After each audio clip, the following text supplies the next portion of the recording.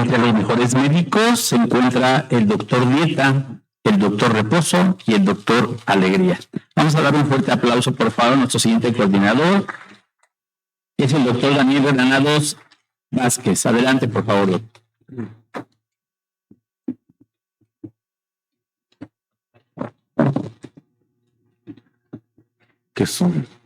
Buenas tardes. Continuando con el programa, me es muy grato presentar al siguiente conferencista y que nos va a dar un tema que realmente es importante porque dentro de la práctica médica tenemos la costumbre de que si no funciona un medicamento, le cambiamos a otro y le cambiamos a otro. Pero ahorita las opciones ya, como es sabido, ya es mejor utilizar tratamiento combinado y de esto se va a tratar. Tengo el gusto de presentar al doctor Juan Carlos Anda Garay. Él es médico internista, maestro en ciencias de la salud, es profesor de pregrado de la Facultad de Medicina de la UNAM y Universidad La Salle. Es profesor de posgrado del curso de especialización en medicina interna, UMAE Hospital Especialidades Centro Médico Nacional Siglo XXI. Es jefe del Servicio de Medicina Interna del UMAE, Hospital de Especialidades Centro Médico Nacional Siglo XXI, y él es autor de múltiples artículos, libros, capítulos y guías de manejo de pacientes con enfermedades crónicas. Entonces, cedo la palabra al doctor Juan Carlos y que le saquen el mayor provecho. Gracias, doctor. ¿Le pones aquí? Usted va. Sí, muchas gracias.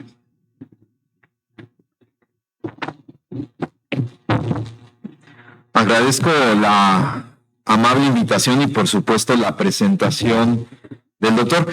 Y efectivamente creo que es un tema muy relevante en el aspecto de que tenemos que tomar dos cosas importantes. Hipertensión arterial es una enfermedad crónica no transmisible silenciosa de curso catastrófico. ¿Por qué catastrófico? Porque tiene inicialmente un curso subclínico. De un paciente con 150-90 que ven a la consulta por alguna otra manifestación, a lo mejor artralgias, y probablemente lo que más va a impactar en un futuro es el daño vascular, ¿no? El daño coronario, evento vascular cerebral. Y sin embargo, como no duele, como no se siente, pues no se le da la misma importancia. Y bueno, tratando justamente de hablar esto, pues tenemos dos estelares o dos puntos importantes de esta plática. Recapitular e insistir que en pacientes, en la mayor parte de los pacientes, la modificación del sistema renina-angiotensina-aldosterona tiene una gran importancia. Y aquí vamos a hablar de por qué son importantes los inhibidores de la X, por qué también son importantes los ARA2. Y evidentemente cómo hacer simplificada la terapia. Si yo tengo un paciente adulto mayor que vive con diabetes, dislipidemia, depresión y además tiene hipertensión, pero establezco tratamiento a base de losartán 50 cada 12, amlodipinos 5 cada 12 y a lo mejor un poquito de hidroclorotiazida, son 4 tabletas y media. Más lo que toma, pues puede llegar la cifra a más de 10 tabletas. Y cuando un paciente tiene más de 3 tabletas, la probabilidad de omisión es arriba del 40%. La probabilidad de control de su patología, pues evidentemente disminuye. Entonces, en base a eso girará esta plática. Prometo no tardarme tanto, vamos a hacer puntos muy importantes. Aquí están mis conflictos de interés. Agradezco al Laboratorio Servier por la invitación. Y vamos a hacer una mirada general de lo que impacta y de lo que representa hipertensión arterial y por supuesto de las estrategias terapéuticas vigentes. Vamos a aterrizar algunas cosas de la guía y sacándole algunos elementos importantes de la guía que se publicó este año, una guía que es la función de múltiples trabajos disciplinarios a nivel mundial. Entonces, como les decíamos, si nosotros tratamos de ver cuántas personas en el mundo tienen hipertensión arterial, pues la respuesta es aproximadamente más de 1.130 millones de personas. Y aquí viene lo interesante. sabemos que tiene una carga patológica. Sabemos que el estrés hemodinámico que genera, que la disfunción endotelial que genera, que la ateromatesis que genera es muy alta, crónicamente. Pero vean, llamó su atención al primer punto relevante de la plática. Uno de cada dos personas, 50%, desconoce vivir con hipertensión arterial. ¿Por qué desconoce? Pues porque no duele, generalmente no da síntomas, generalmente se normaliza a veces en la práctica cotidiana tener elevación de la presión arterial, y la realidad es que cuantos más factores de riesgo tiene el paciente, ese incremento de las cifras de presión arterial empiezan a pesar cada vez más en el riesgo de comorbilidades. Y entonces tiene importancia, vean ustedes la siguiente diapositiva.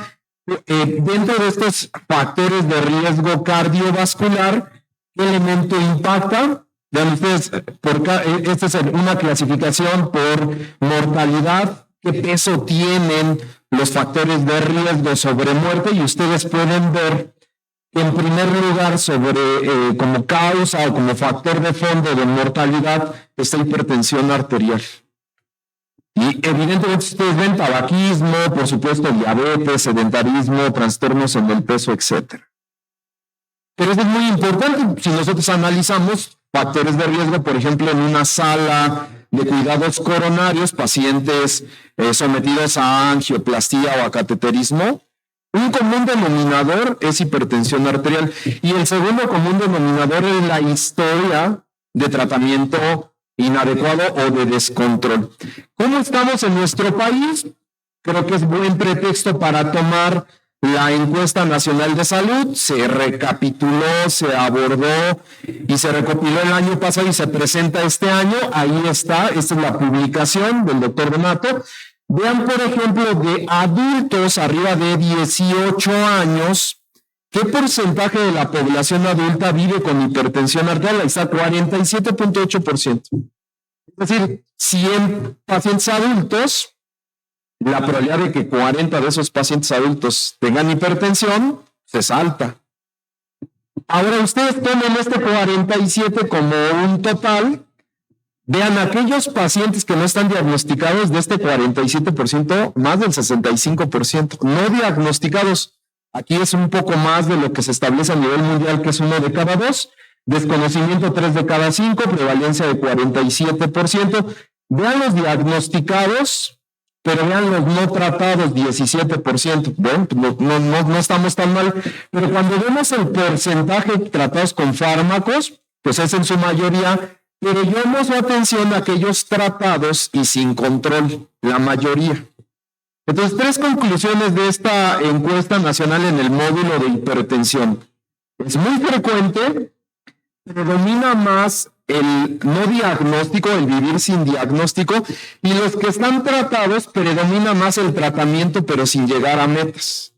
Y entonces aquí viene el segundo punto de esta plática, la naturaleza de por qué no estamos llegando a control a la población. Y si metemos a la mezcla nuestra población, vean otros factores de riesgo. Ahí está trastornos en metabolismo de la glucosa, población que vive con diabetes 18.3%, con prediabetes 22%, y ustedes suman como categoría anormalidades del metabolismo de la glucosa, es 40%, ¿no? Y si agregamos otra variable, por ejemplo, alteraciones en el peso o obesidad abdominal, ustedes pueden ver que dependiendo de las comorbilidades como diabetes, hipertensión, dislipidemia o desenlaces cardiovasculares, o justamente como apropiadamente el doctor lo comentaba previamente, trastorno depresivo se asocia. Pero vean ustedes que en estos 4 desenlaces o en estas 4 comorbilidades, lo que más predomina es obesidad. Entonces tenemos una población que tiene una conjunción de factores de riesgo.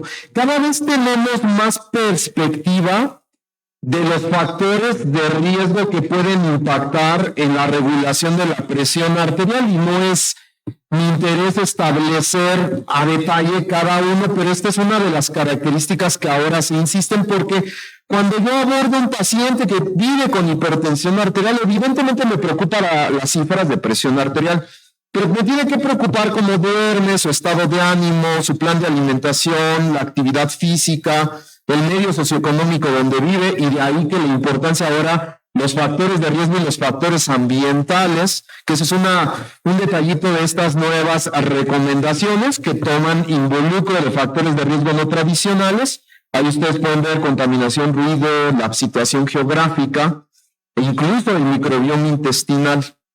Entonces, pueden ver claramente que hay factores de riesgo ambientales, por supuesto el estilo de vida, la parte del sedentarismo, el tabaco, el consumo de alcohol, la parte de la alimentación, que por supuesto tiene que ver también con la situación geográfica. Pero algo muy importante es tener en cuenta que hipertensión arterial se manifiesta fenotípicamente en el incremento de las cifras, pero tiene diferentes factores. Pues para establecer estrategias de tratamiento debo de tener una estrategia con diferentes objetivos terapéuticos y que preferentemente estén combinados. Es importante tener el control de la presión arterial. Les llamo su atención a este estudio. Vean los 3 desenlaces. Enfermedad cardiovascular, y aquí es global, síndrome coronario agudo, evento vascular cerebral, incluso patología aórtica, predominantemente, ¿no? Cardiopatía, sobre todo cardiopatía isquémica y enfermedad vascular cerebral. Llamo su atención, por ejemplo, a las curvas de sobrevida a largo plazo y en la probabilidad de tener desenlaces. Pacientes que no tienen hipertensión arterial, pues evidentemente con el paso del tiempo tienen una probabilidad de tener un desenlace. Pero vean, por ejemplo, si tengo un paciente, que es la curva verde, que vive con hipertensión arterial, pero está tratado, y hay muchos estudios, por ejemplo, el último, el estudio SPRINT, que nos demostró que controlando bien la presión arterial tiene un impacto significativo, la curva se pega de sobrevida a aquel paciente que no tiene hipertensión arterial. Pero llamo su atención de las otras 2 curvas en los 3 desenlaces. Por ejemplo, un paciente que vive con hipertensión arterial curva guinda, ¿sí?, en los desenlaces, pero no está tratada, es decir, pues está crónicamente descontrolada, la curva de sobrevida, es decir, la probabilidad de tener un desenlace, se incrementa notablemente. ¿Y quién se pega a esa curva? El paciente que vive con hipertensión arterial, pero que toma media tabletita de losartán una vez al día. O media tabletita junto con media tabletita de hidroclorotiazida. Y nos da miedo que se le baje la presión arterial. Entonces, estos pacientes que están tratados pero no controlados, se parecen a aquellos pacientes que viven con hipertensión arterial, evidentemente no están tratados. Entonces, este es el tercer mensaje. Evidentemente, el control de la presión arterial impacta. Vean, por ejemplo, si tienen una serie de pacientes, estudio es muy interesante. Todos estos estudios provienen de conglomeración de estudios clínicos controlados que me permite recapitular. Oye, si tengo este grupo de pacientes que tienen con factores de riesgo y que tienen más de 140 milímetros de mercurio en la presión arterial, ¿cuánto impacto en muertes? Aquí están miles de muertes, puedo yo tener por los diferentes desenlaces. Entonces, cardiopatía isquémica, evento vascular, hemorragia cerebral y por supuesto enfermedad renal crónica, simplemente en esta población de riesgo que tiene presión arterial por arriba de 140 milímetros de mercurio, la presión sistólica. De tal manera que si establezco la conjunción de disminuir 10 milímetros de mercurio la presión arterial sistólica en pacientes que tienen factores de riesgo y tomo desenlaces, por ejemplo, episodios de enfermedad coronaria, episodios cardiovasculares o accidente cerebrovascular o incluso insuficiencia cardíaca, que es la próxima gran pandemia que nos espera, vean ustedes el impacto que tiene disminuir la presión arterial 10 milímetros de mercurio sobre la basal. Y estas estadísticas se parecen mucho a diabetes, ¿no? Por ejemplo, UKPDS en diabetes nos enseñó que si disminuye 1% la hemoglobina glucosilada, ¿sí?, disminuye la probabilidad de complicaciones microvasculares 28%. Entonces, si yo disminuyo 10 milímetros de mercurio, obviamente en población de riesgo y en pacientes hipertensos, evidentemente ustedes pueden ver los desenlaces cardiovasculares. Y vamos a desmenuzar algunos de los artículos que alimentó a esta estadística. Vean lo siguiente, ahí están los estudios, ahí están las metas de presión arterial diastólica, sistólica, incluso presión arterial media, presión arterial diastólica. Hay algunos, por ejemplo, esto utilizó irbesartán, ¿sí? Y cuando ustedes pueden ver la meta de presión, ¿cuántos antihipertensivos requerían para llegar a las metas de presión arterial? Llama la atención que por lo menos entre 2 y 3. No hay duda que hay pacientes frágiles, vulnerables, que no tienen un riesgo cardiovascular, que a lo mejor con monoterapia tienen buena respuesta. Pero por el comportamiento mundial, global de la población, por probabilidad, si yo doy monoterapia, la posibilidad de controlar la presión arterial es baja. Entonces, ese es el cuarto punto. Y ustedes pueden ver que la mayor parte de los estudios para lograr metas están aproximadamente entre 2 y 3 fármacos antihipertensivos predominantemente. Pero ¿cuál es la realidad? Seguimos iniciando con un fármaco, o cuando utilizamos combinaciones, procedemos a utilizar combinaciones no adecuadas a las características de la población, o la otra característica que es a nivel global, no solamente de México, la estrategia de disminuir o de empezar con dosis bajitas por el riesgo de tener desenlaces de hipotensión arterial. Entonces, el siguiente cuadro es muy interesante porque es la compilación de esta nueva recomendación. Y ahí establecen que tenemos muchos pilares de tratamiento, grupos farmacológicos, siendo el más importante los modificadores del sistema renina-angiotensina-aldosterona, inhibidores de la ECA o ARA2, antagonistas de receptores de angiotensina 2. Este triángulo se basa en 3 pilares importantes. Uno es los modificadores del RAS, vamos a llamar RAS al sistema renina-angiotensina-aldosterona.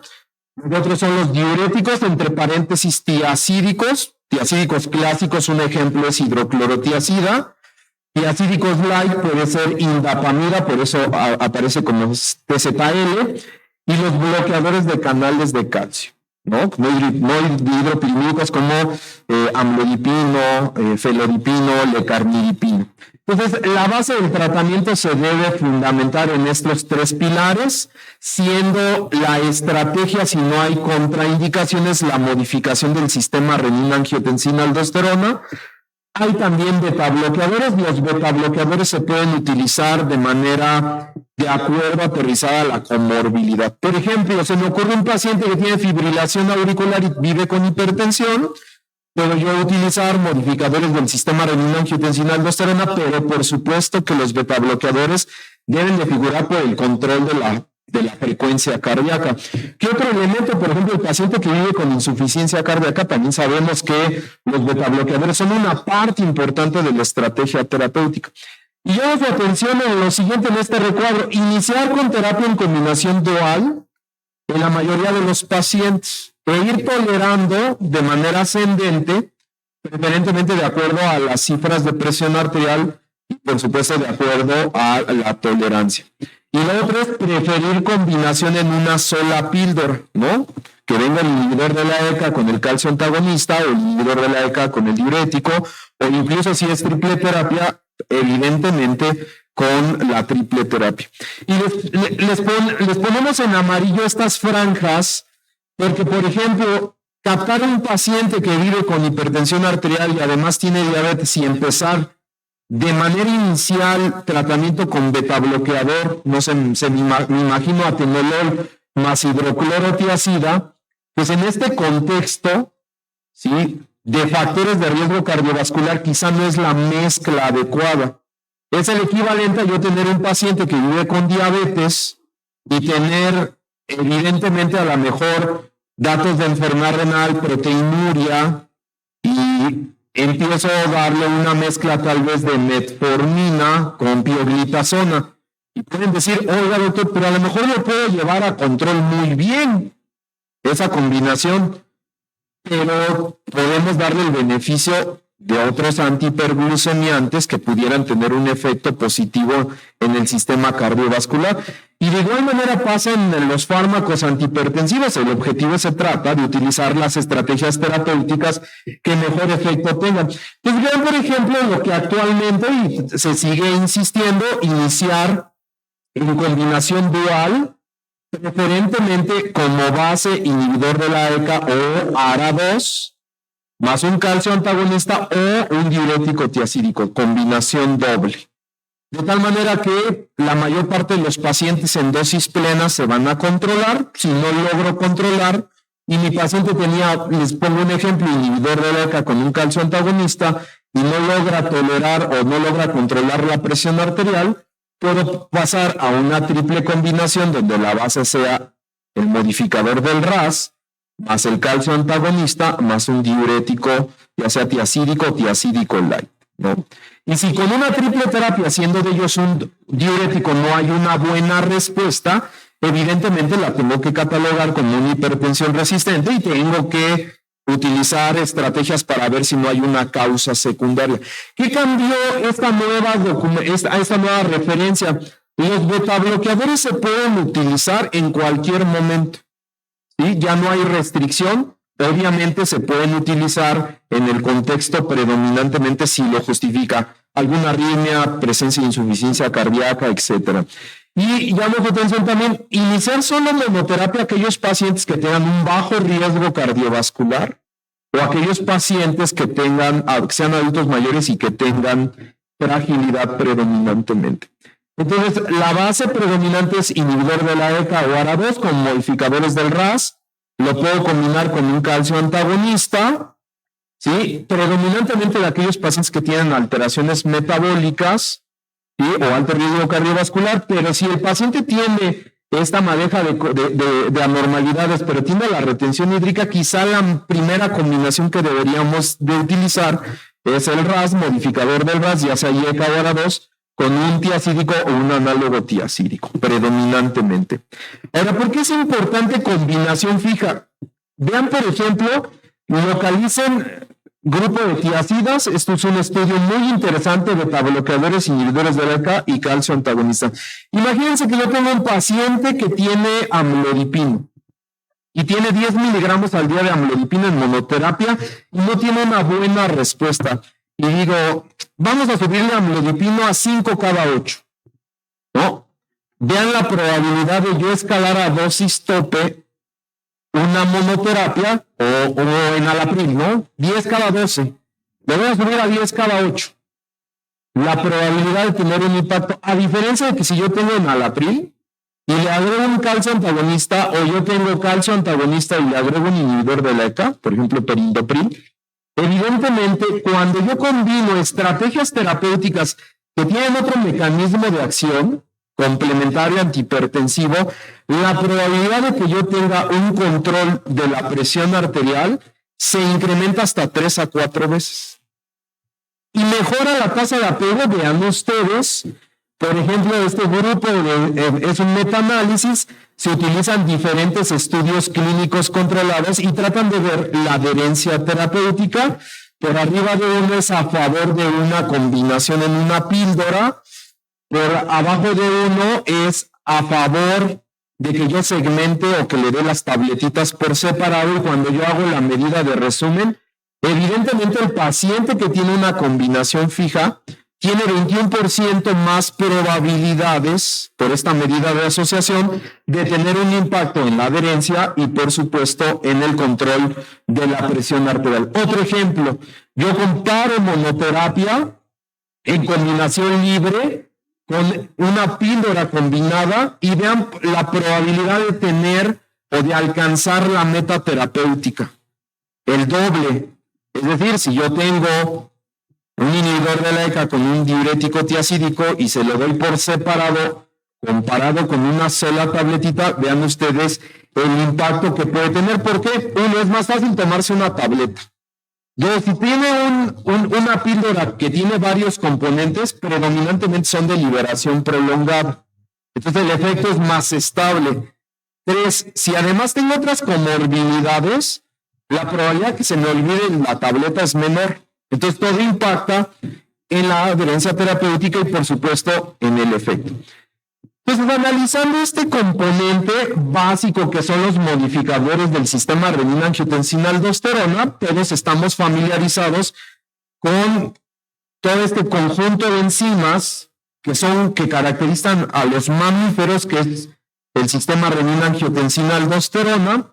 Ustedes saben que todo empieza con un zimógeno, que es angiotensinógeno, la renina que se produce en el sistema justaglomerular en el riñón transforma el angiotensinógeno a angiotensina 1, y gracias a la enzima convertida de angiotensina que está en la mayor parte de la superficie endotelial más en la parte pulmonar, se transforma angiotensina 1 en 2, que es un potente vasoconstrictor. Ahí están los efectos.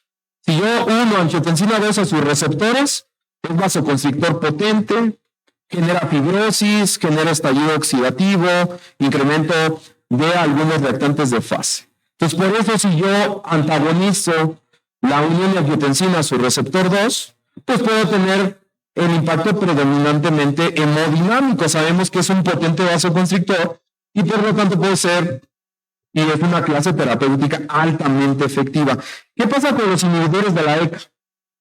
Igualmente, inhiben un paso previo, es decir, inhiben la síntesis de angiotensina 2 y por lo tanto este paso, pero también tienen un impacto en bradicininas. Bradicininas son un grupo de péptidos que son metabolizados por la ECA y obviamente al inhibir hay un incremento predominantemente, y este incremento de estas sustancias tiene un efecto antifibrótico, antiinflamatorio y vasodilatador. Y alguien podrá levantar la mano, doctor, pero también se asocia a tos, sin duda alguna. Ahorita vamos a ver si hay diferencias entre los diferentes inhibidores de la ECA predominantemente. Cuando nosotros analizamos y comparamos estudios que utilizan inhibidores de la ECA con estudios que utilizan bloqueadores de receptores de angiotensina sobre mortalidad global o muerte cardiovascular, pues cuando nosotros analizamos cada uno de los estudios, los dos tienen un impacto significativo en el control de la presión arterial. Es decir, son herramientas esenciales para el control de la presión arterial. Por eso, si no hay contraindicación, y la contraindicación más importante sería la tasa de filtrado glomerular, sí o sí deben ser utilizados en un paciente como modificador o como una estrategia antihipertensiva, uno u otro, no los dos, porque sabemos que hay un estudio que se llama OnTarget que nos demostró que cuando yo combino inhibidor de la ECA más un ARA2, no tengo este efecto que uno desearía, sino al contrario, puedo tener muchos efectos no favorables a nivel renal. Pero cuando nosotros vemos los intervalos de confianza o las medidas de asociación, discretamente en este desenlace de mortalidad global benefician a los inhibidores de la ECA. En este desenlace no quiere decir que sean diferentes en el control de la presión arterial. Y la teoría más importante es en la vía de las bradicininas. Estas bradicininas, que son antiinflamatorias, antifibróticas, vasodilatadoras, sin duda alguna tienen un impacto positivo. Por eso, por ejemplo, en el paciente que tiene síndrome coronario agudo que está recién cateterizado, si el paciente lo tolera, la estrategia de manera inicial será un inhibidor de la ECA. Si no lo tolera por tos o por un evento adverso, tenemos otra gran estrategia que son los bloqueadores de receptores de angiotensina 2.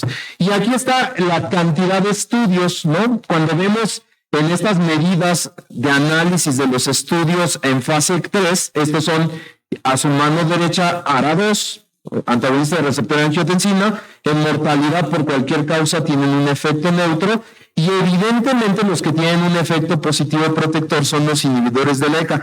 Y cuando nosotros analizamos los estudios, la diferencia viene de ASCO, del estudio Advance y el estudio Hyvet. Y curiosamente estos tres estudios se utilizaron como inhibidor de la ECA perindopril. Ese es un dato interesante que llama la atención en el análisis de estos estudios predominantemente.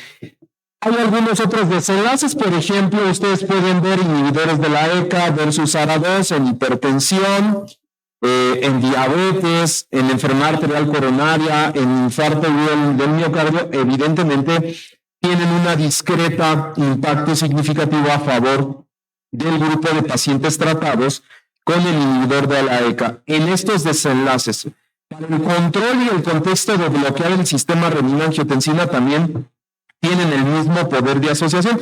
Y les comentaba, por ejemplo, el impacto que puede tener en un paciente que tiene recientemente infarto del miocardio, qué efecto podría tener en desenlaces a largo plazo en pacientes que viven con hipertensión arterial.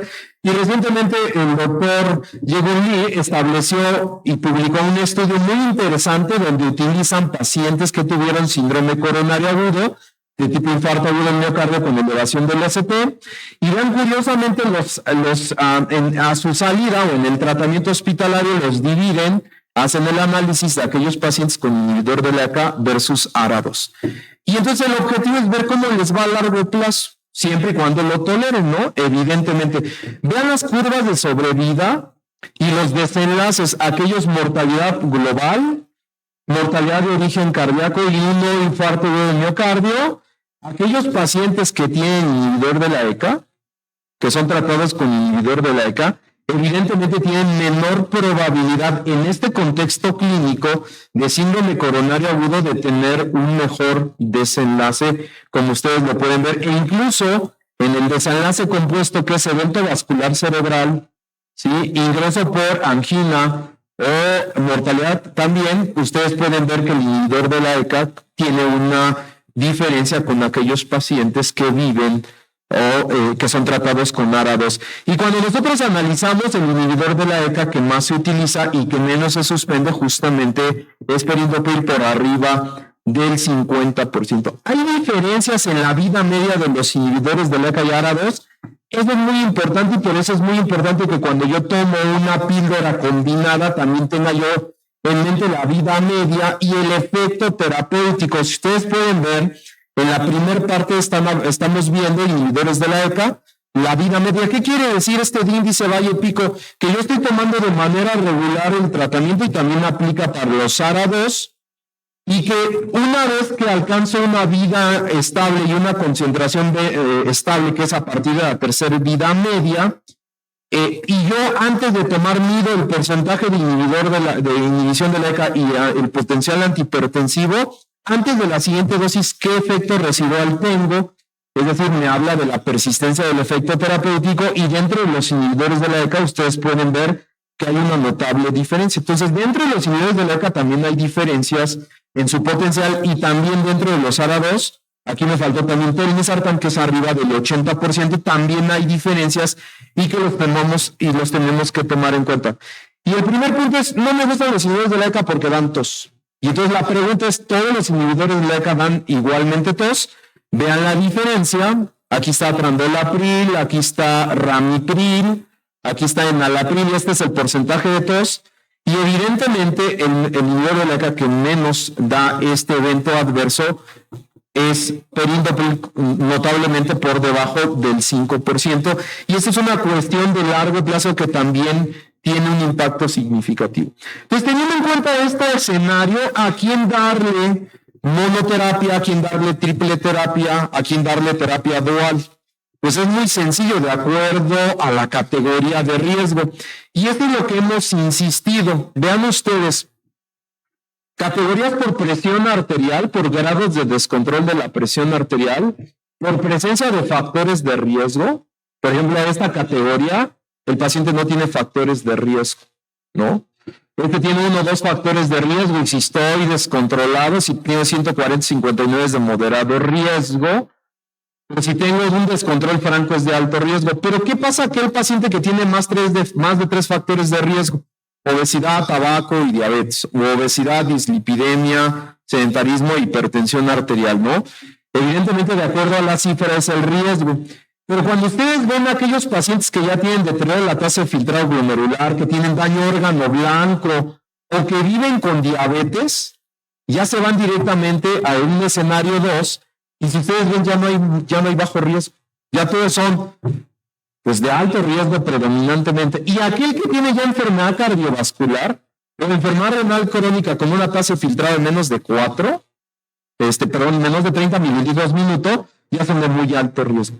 ¿Y por qué es importante? Porque de acuerdo al contexto es que podemos dar los escenarios, ¿sí? Por eso decíamos monoterapia sin factores de riesgo y sin un descontrol franco. Pues la realidad es que es bien difícil tener estos pacientes. la mayor parte o tienen múltiples factores de riesgo o tienen desenlaces ya de complicaciones de daño a órgano blanco o de desenlaces de complicaciones renales. Pues por lo menos, por eso ahora la tendencia es, pues la mayor parte de los pacientes sí se benefician de una terapia dual cuya base sea un modificador del RAS y evidentemente tengan predominantemente un efecto terapéutico.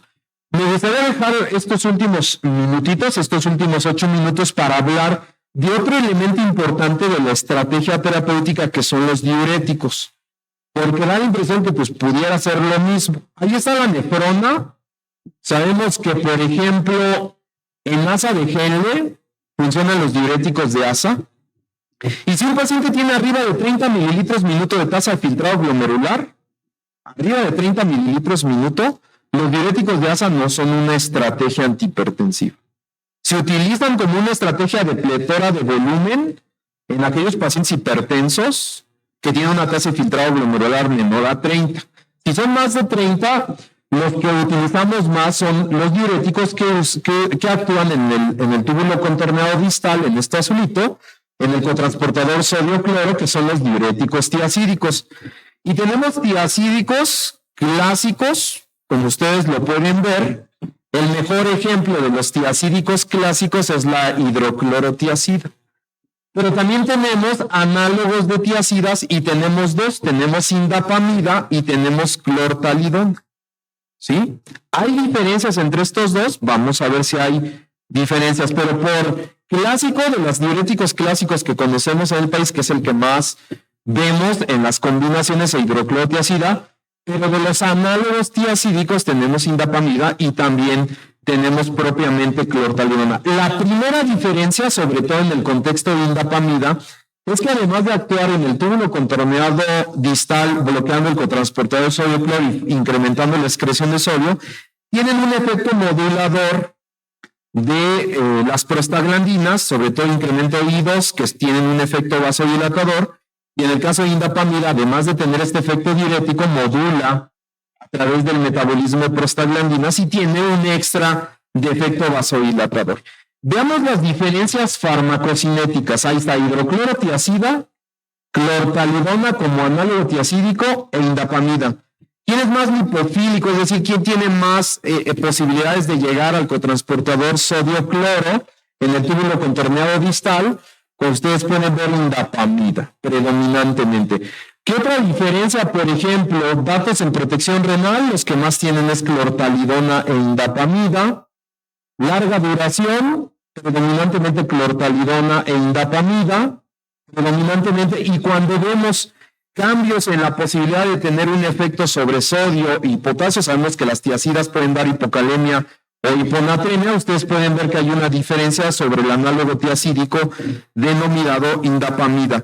Y cuando las comparamos sobre efectos metabólicos, porque sabemos que las tiacidas se han asociado históricamente a incremento de la glucosa, hay diferencias, por ejemplo, entre clortalidona e indapamida, que son análogos tiacídicos. Evidentemente, indapamida tiene un efecto neutro, las otras lo incrementan, y también los triglicéridos, que es algo importante que siempre nos preocupa.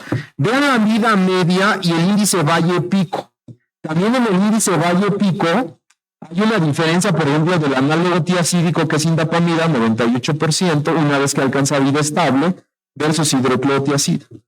Y entonces, cuando les damos que el cuartito de hidroclorotiazida, que la mitad de hidroclorotiazida partidita, ya está el paciente con el cuchillito partiéndolo, y se toma entre un cuartito de la tableta y un poco de polvito de que le quedó, más un losartán, pues perdemos la capacidad de darle certeza al mecanismo de acción y de darle certeza a la vida media y al control de la presión arterial.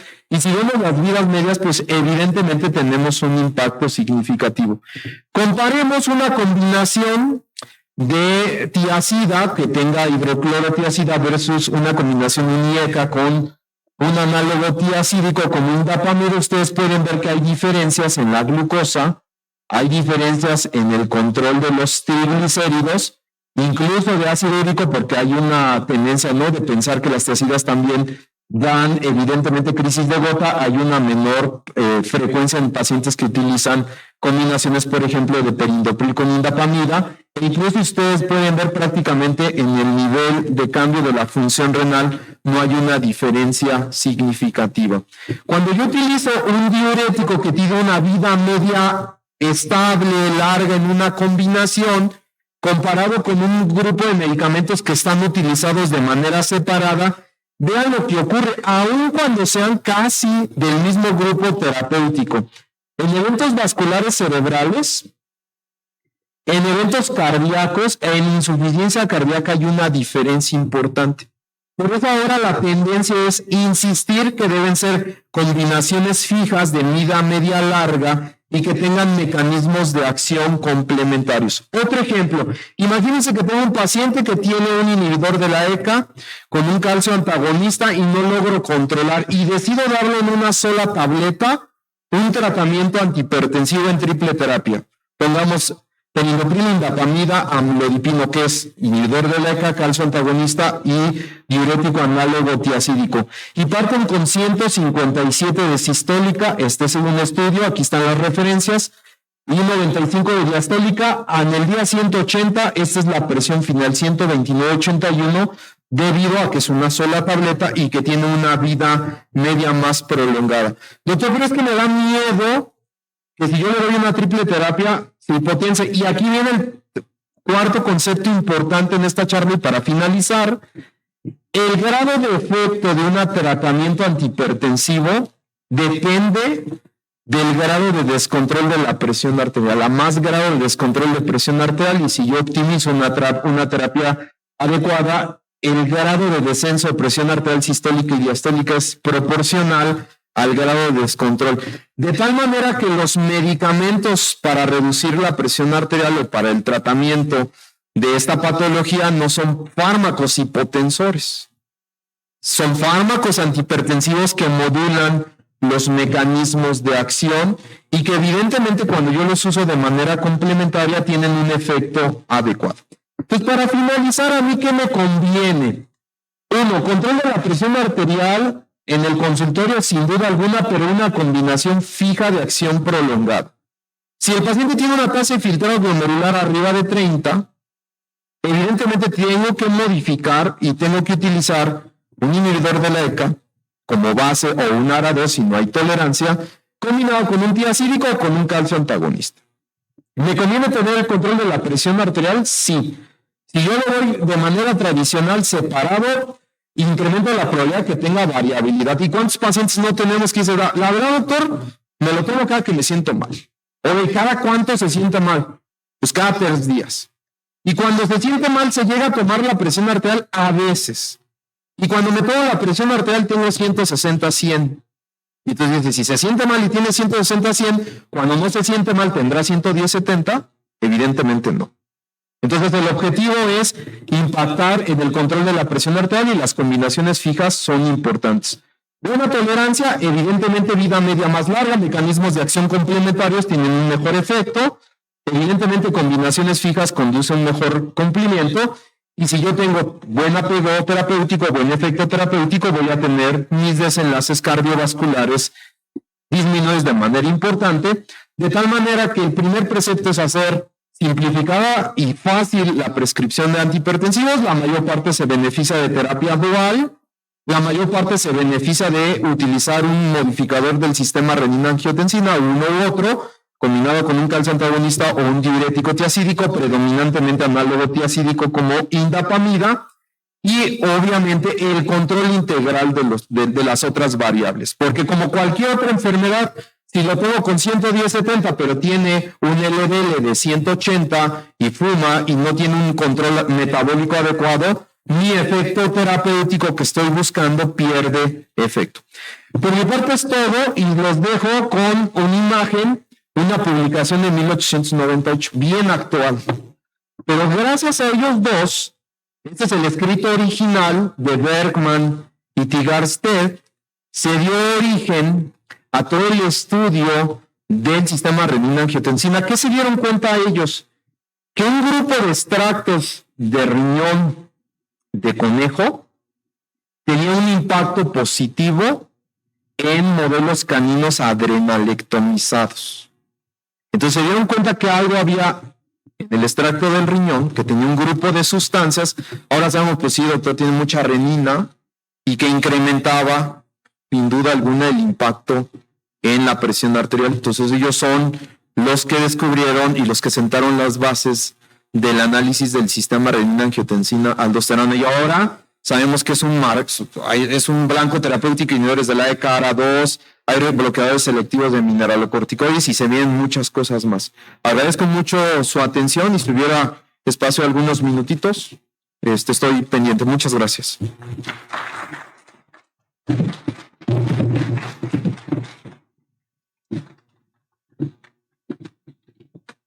Realmente fue una presentación extraordinaria y yo creo que pocas preguntas, pero si hay alguna pregunta del auditorio, con mucho gusto, el doctor se la responderá. Ahí hay una.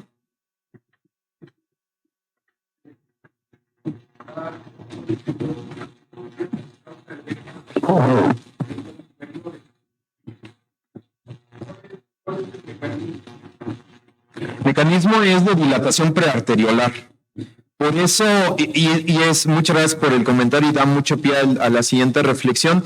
Si yo utilizo monoterapia o combinación con otro fármaco que no sea inhibidor de la ECA o ARA2, tengo más probabilidades de tener por vasodilatación prearteriolar, por el efecto del calcio antagonista, de más edema. No sé, si combino un calcio antagonista con un tiacídico de manera inicial o un calcio antagonista con un beta bloqueador, la probabilidad de edema es más alta. Y viene el segundo punto, el edema es resistente a diuréticos. Entonces, para disminuir el riesgo de edema, las mejores combinaciones es inhibidor de la ECA con calcio antagonista o ARA2 con calcio antagonista. Muchos pacientes pueden llegar a tener, las tasas de edema se presentan con esta combinación como en un 7 al 10%, pero con el paso de las semanas empieza a disminuir. Ahora hay algunos pacientes que aún con estas combinaciones no se les quita el edema. La mayor parte de los pacientes, por lo menos en experiencia, generalmente con el paso del tiempo van teniendo menos edema en la medida que la presión arterial controle. Pero si hay un grupo de pacientes que aún con ARA2 o con IECAS, con calcio antagonistas, no logran tener un efecto adecuado en el edema, ahí es donde tenemos que prescindir de calcio antagonista como amlodipino, ¿no? Y poder utilizar otras estrategias como el ercanidipino, que tiene menos efecto de edema, combinado también con inhibidor de la ECA o ARA2. Entonces, mi recomendación siempre sería, si queremos utilizar un calcio antagonista y queremos disminuir la probabilidad de tener edema, debemos de utilizar combinación con un ARA2 o con un inhibidor de la ECA. Ahora, ¿qué pasa si yo entro a tratar un paciente que vive con hipertensión arterial, que requiere ajuste y que tiene edema de manera inicial y no toma calcio antagonista? Mi combinación inicial podría ser ARA2 o IECA con un tiacídico o con un análogo tiacídico antes del bloqueador de canal de calcio. Así es.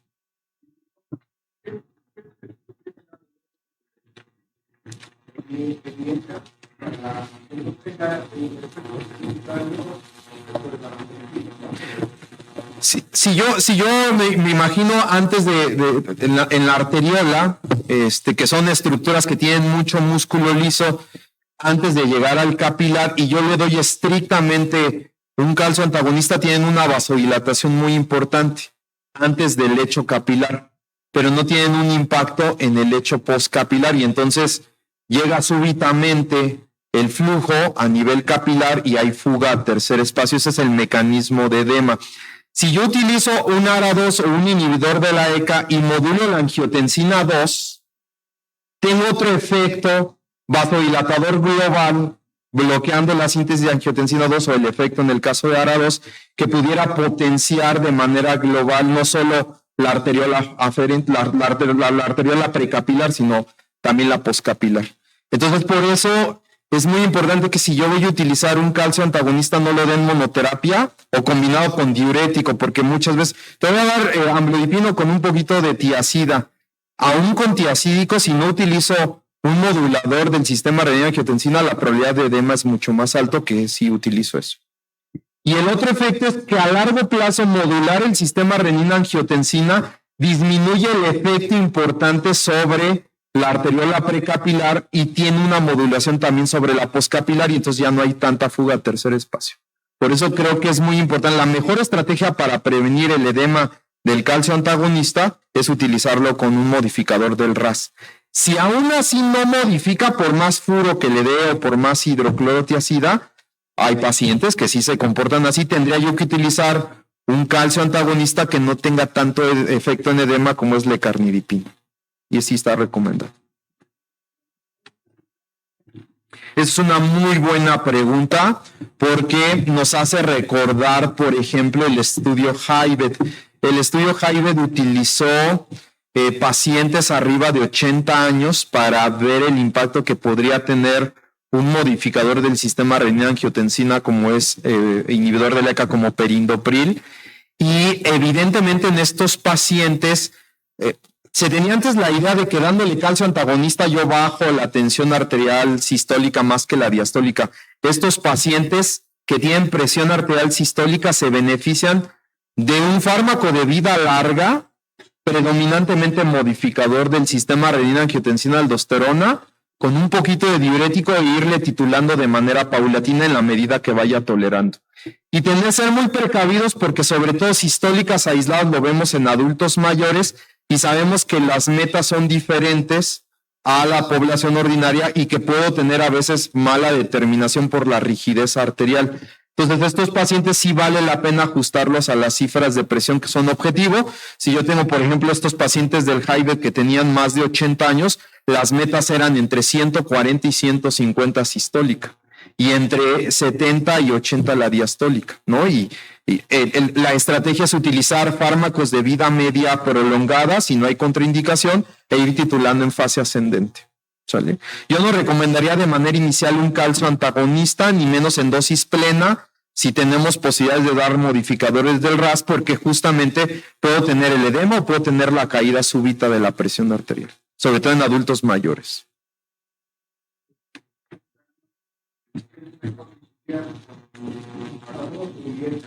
Esa es una muy buena pregunta.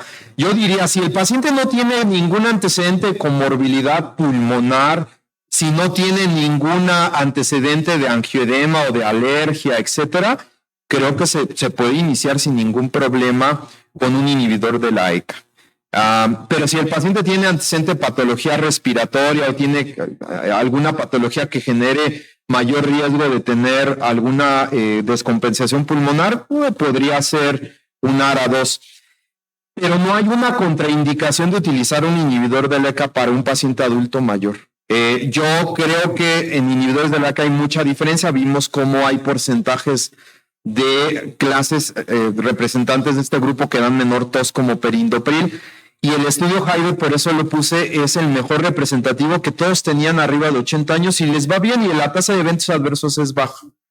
Lo único que yo pondría de contraindicación es este antecedente de alguna enfermedad pulmonar o en su defecto para el grupo terapéutico una tasa de filtrado glomerular menor a 30. Eso sería. Si es menor a 30, ahí sí podría utilizar de manera inicial calcio antagonistas con diuréticos, ¿no? Y a lo mejor dosis pequeñitas, por ejemplo, cuando tenemos pacientes que tienen cardiopatía isquémica, que son hipertensos o que tienen insuficiencia cardíaca, pero tienen tasas de filtrado glomerular de 20, 25, sabemos que la carga máxima del antihipertensivo ya no puede ser el modificador del RAS por el riesgo de hipercalemia. Pero sí puedo tener dosis chiquititas de inhibidor de la ECA por el efecto antifibrótico y antirremodelación cardíaca y darle carga o darle el beneficio del tratamiento de hipertensión arterial a otras estrategias como son calcio antagonistas, diuréticos o beta bloqueadores. El doctor.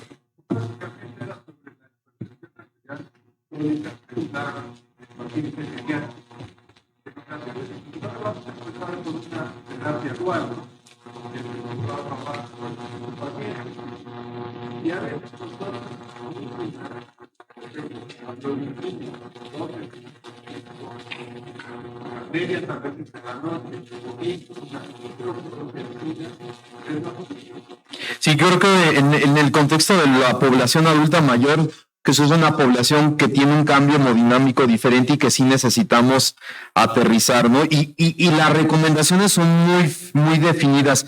Si es un paciente con adulto mayor con posibilidades de tener fragilidad o tener reacción evento adverso, sí debe ir con calma, buscando metas no tan estrictas, porque ya sabemos que el paciente puede tener una mala determinación de presión arterial y tener mayor riesgo de síncope, caídas o algún otro evento como deterioro de la tasa de filtrado glomerular. Y ahí la recomendación es monoterapia y en fase ascendente de dosis bajitas a dosis plenas de acuerdo a la respuesta. Hay pacientes que evidentemente no requieren una dosis plena en monoterapia y pues bueno, el objetivo es darle el seguimiento.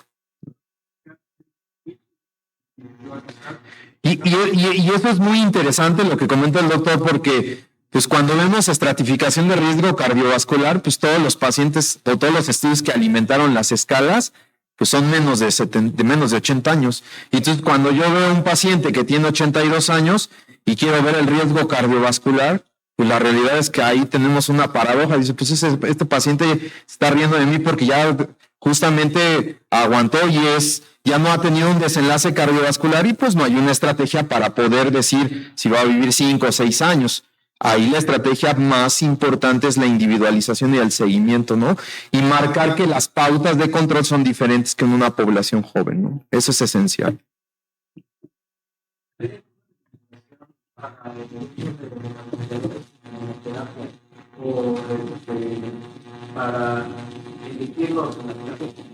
Y esa es una muy buena pregunta y la realidad es que en contexto de enfermedad cardiovascular yo diría que no.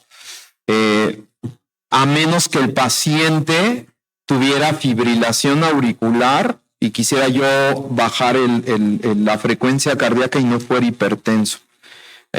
Pudiera ser, de hecho tenemos pacientes que viven con diabetes y tienen fibrilación y tienen presiones arteriales normales, evidentemente el beta bloqueador es sí o sí. O puedo tener pacientes que viven con insuficiencia cardíaca y sabemos que uno de los pilares fundamentales del manejo de insuficiencia cardíaca en fase crónica son beta bloqueadores, también efectivamente, pero si ustedes ven, por ejemplo, aunque no sean hipertensos, la modificación del sistema renina-angiotensina también juega un papel importante, ya sea con inhibidores de la ECA o con ARA2 inhibidores del neprilicina, más el inhibidor de SGLT2, más el antagonista de mineralocorticoides. Pero sí podemos tener pacientes que no vivan con hipertensión y puedan tener una necesidad de disminuir la frecuencia cardíaca como fibrilación. Y el otro bien importante, donde los betabloqueadores tienen un impacto importante, son los pacientes hipertiroideos, ¿no? Que son hipertensos por hipertiroidismo y mientras lo empiezo a bloquear, pues por supuesto que los betabloqueadores tienen un impacto sobre todo propanolol, tiene un impacto en el efecto betadrenérgico de la hormona tiroidea y también en la síntesis periférica.